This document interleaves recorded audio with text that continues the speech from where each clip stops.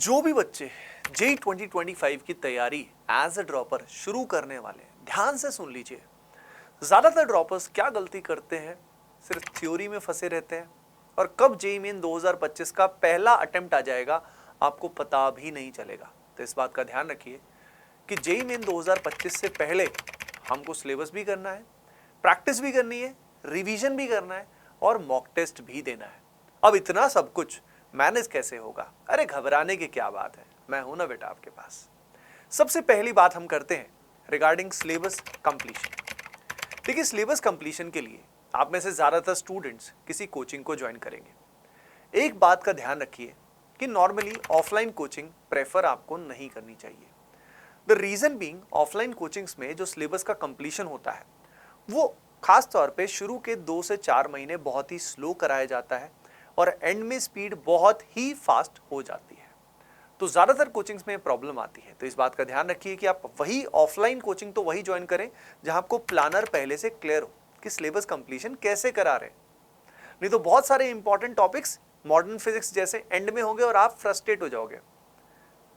Similarly online में भी आप ऐसी कोचिंग को ही ज्वाइन करें जहां पे सिलेबस कंप्लीशन बैलेंस्ड है, जहां पे शुरू से ही एक ठीक स्पीड से कोर्स को कराया जा रहा है और आपका सिलेबस भी टाइमली हो रहा है और एडवांस लेवल तक भी पढ़ाया जा रहा है।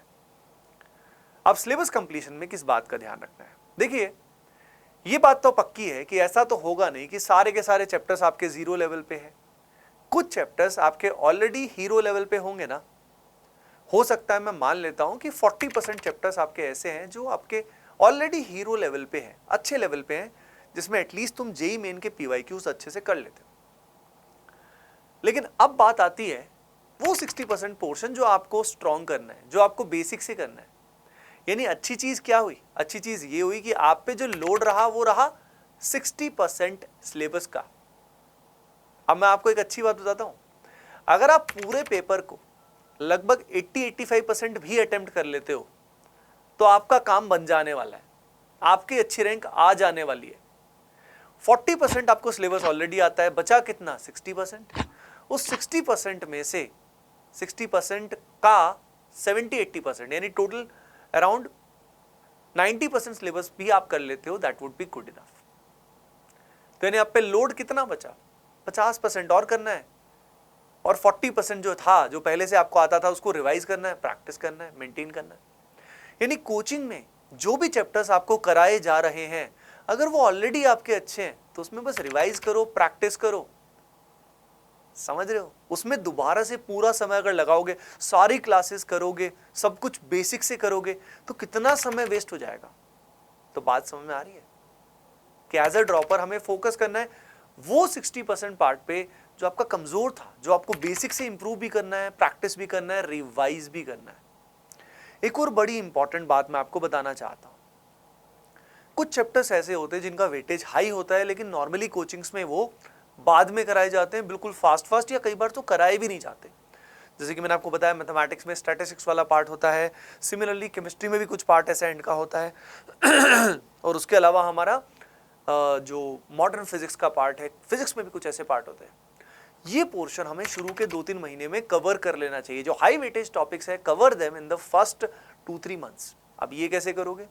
तो इसका सोल्यूशन मैं आपको बताता हूं कि हमने कैसे योद्धा 3.0 बैच में इसका सोल्यूशन आपको दिया है। हमने क्या किया है, बच्चों को along with our regular lectures हमने बच्चों को 1000+ फुल सिलेबस कॉन्सेप्ट वीडियोस दे दिए हैं, जिसमें सारे चैप्टर्स पहले से ही बच्चों को मिल जाते हैं। तो मॉडर्न फिजिक्स या कोई भी ऐसा चैप्टर है जो पहले ही कवर करना है या पहले ही रिवाइज करना है, वो अपने हिसाब से उसको कर सकता है, क्योंकि हर ड्रॉपर की नीड अलग अलग है, इसीलिए कंटेंट तो चाहिए होता है।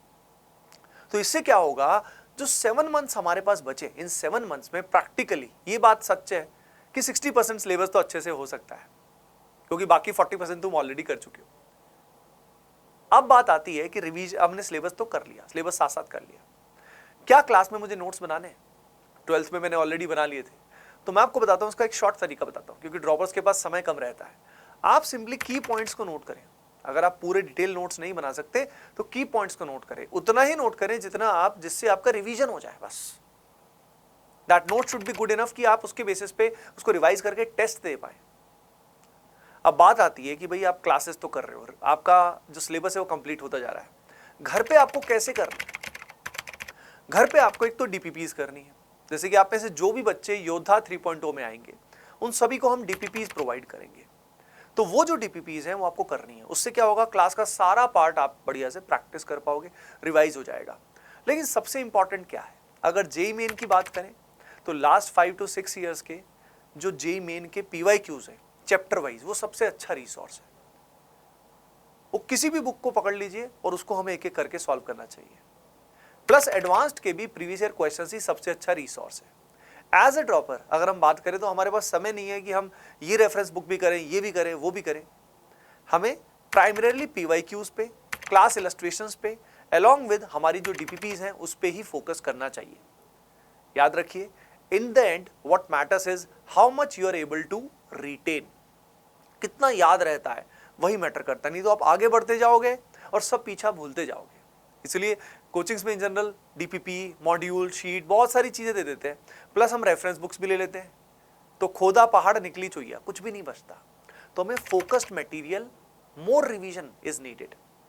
एज अ ड्रॉपर हमें ज्यादा से ज्यादा प्रैक्टिस करनी है। याद रखिए, जैसे कि मान लीजिए सुबह आपकी क्लासेस हो जाती है, लगभग 4-5 घंटे में आपकी क्लासेस हो जाती है। 4-5 घंटे में आपकी क्लासेस खत्म हो जानी चाहिए। ऐसी ही कोचिंग ज्वाइन करें जहां पे 4-5 घंटे में हो जाए। नहीं तो कई जगह सारा दिन क्लासेस होती रहती हैं, कब तो आप रिवीजन करोगे। तो इसीलिए किसी भी कोचिंग को ज्वाइन करने से पहले देख लीजिए कि भाई वहाँ टाइम टेबल कितना है, कैसा है। पता लगे रोज 4-4 क्लासेस, 5-5 क्लासेस होंगी तो सिलेबस कभी कवर होगा ही नहीं। कभी पैरेलल क्लासेस, कभी लाइव क्लासेस, कभी ये कभी वो, है ना। तो इन सब बातों का ध्यान आपको जरूर रखना है। अब आप फॉर एग्जाम्पल बचे हुए 7 to 8 आवर्स में आप जम के रोज प्रैक्टिस करते हो, लगभग 100 से 150 क्वेश्चन, अराउंड 100 क्वेश्चंस तो रोज करने ही। जस्ट इमेजिन, अगर आप 100 क्वेश्चंस भी रोज करते हो तो मिनिमम 2500 के आसपास सवाल आपके पर मंथ हो जाएंगे।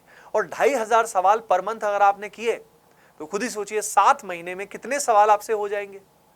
यस, अगर आपने 15,000 क्वेश्चंस अभी से लेके फर्स्ट जेई मेन तक कर लिए और फिर जेई एडवांस तक आपने जम के प्रैक्टिस किया, तो क्या कोई आपको रोक सकता है? नहीं ना। तो फुल जोश में खुद के लिए लाइक जरूर कर दीजिए। यस, एंड कमेंट सेक्शन में लिख दीजिएगा that I will do it. आप करके दिखाओगे, कैसे करके दिखाओगे मैं बताऊंगा ना आपको। तो लेकिन फोकस, इंटेंस फोकस की नीड है आपको। अब ये करते करते आपको करना क्या है, ये होते होते चाहे आप ऑनलाइन पढ़ रहे हैं, लेकिन हर 3 हफ्ते में एक मॉक टेस्ट जरूर देना है, क्योंकि मॉक टेस्ट से ही आपको पता लगेगा कि आप कहां पे स्टैंड करते हो। बहुत बार बच्चे ऑनलाइन पढ़ते हैं या सेल्फ स्टडी करते हैं, सोचते हैं मैं एंड में टेस्ट सीरीज ज्वाइन कर लूंगा। नहीं भाई नहीं, अगर सेल्फ स्टडी कर रहे हो तो अभी से टेस्ट सीरीज ज्वाइन करके उसके हिसाब से ही पढ़ाई करो और टेस्ट लगातार दो। और जो बच्चे ऑनलाइन पढ़ रहे हैं उनको लगातार अपने मॉक टेस्ट देने हैं, जो भी बैच के साथ अलॉटेड है, क्योंकि उसको ही अपने को इंप्रूव करना है। याद रखिए, पेपर को अटेम्प्ट करने की स्ट्रेटेजी इंप्रूव करके ही हम स्कोर को सिग्निफिकेंटली बढ़ा सकते हैं, स्मार्टली। सिर्फ पढ़ते रहने से स्कोर इंप्रूव नहीं होता। इसलिए बहुत बच्चे जब एज ए ड्रॉपर तैयारी करते हैं, कॉमन गलती यही करते हैं, बस सिलेबस कंप्लीशन में फंसे रहते हैं, सारा दिन क्लासेस में लगे रहते हैं और एंड में कुछ भी नहीं बचता, ना रिवीजन करके कुछ याद ही नहीं रहता और समझ ही नहीं आता कि हमारे साथ हो क्या गया। लेकिन हुआ ये है कि हमने नॉर्मली ऐसा करिकुलम या ऐसी कोचिंग में चले जाते हैं जहाँ पे ध्यान ही नहीं रखा जाता और वो सारा दिन बच्चों को क्लासेस में इन्वॉल्व रखते हैं। समझ रहे हो, वो चैप्टर्स दोबारा से करते रहते हो 2-3 महीने तक जो ऑलरेडी आते थे और जिनसे सवाल आने वाले बहुत सारे, वो चैप्टर्स एंड में या तो कराए नहीं जाते या बहुत फास्ट कराए जाते हैं। तो इस ट्रैप में बेटा आपको बिल्कुल भी नहीं फंसना है, राइट। आप में से जो भी बच्चे हमारे ड्रॉपर बैच में आना चाहते हैं बच्चों, तो आप सभी के लिए हम लोग योद्धा 3.0 बैच लेकर आ रहे हैं। आप ऐसे जो भी बच्चा इसका हिस्सा बनना चाहता है, ये जो गिवन नंबर्स हैं इन पे कांटेक्ट करें और तुरंत इसका हिस्सा बने, एनरोल करें। इसमें टीम ऐसी है जिसमें मैं भी पढ़ाऊंगा and maximum number of IITians हैं। खासतौर पे आपको जो डाउट सॉल्विंग फैकल्टी मिलने वाली है वो भी एक्सपीरियंस्ड मिलने वाली है।